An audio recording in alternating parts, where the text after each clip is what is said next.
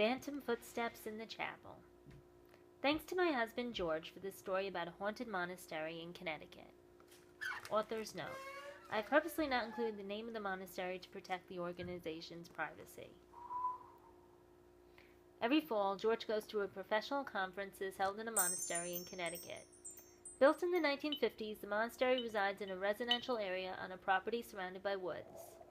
It's the type of place where you expect Bigfoot to come lumbering out of the forest. A labyrinth, statues of Mary, and the Stations of the Cross adorn the grounds. All of his colleagues have reported odd sensations or strange experiences during their stays at the monastery. Although a place of prayer that also rents out its rooms for various retreats, the monastery has a slightly unsettling atmosphere that can become eerie, especially after dark. Most of the rooms in the monastery are small and include twin beds, a desk, and a crucifix adorning the wall. George told me that one coworker had a spooky experience where she couldn't sleep because she felt like someone was in her room watching her. She has refused to stay overnight for the conference ever since. One conference a few years back, George had arrived earlier than everyone else. Like most co-ed dormitories, the men and women's rooms are kept separated from one another.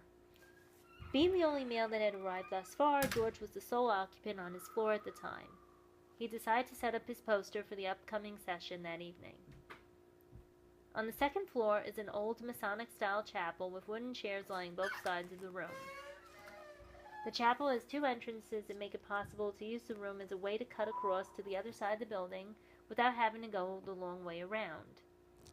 George carried his poster to the showroom without incident. On the way back, he decided to take the shortcut through the chapel. It was a cloudy, rainy day. The overhead electric lights were off, and the illumination coming from the windows was dim at best. As George was walking, he suddenly became aware of footsteps following him in the chapel. Click-clack, click-clack, went the steps. George was wearing sneakers, so he knew it wasn't his shoes making the noise. He paused, and the sound of footsteps continued for a few seconds before fading away. George had felt the presence of someone walking behind him, but turning around saw that no one was there.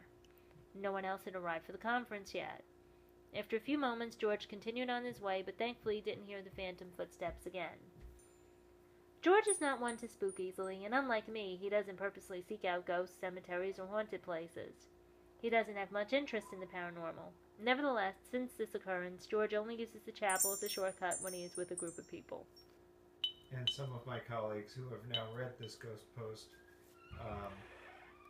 don't want to stay next to the chapel. Really? Really.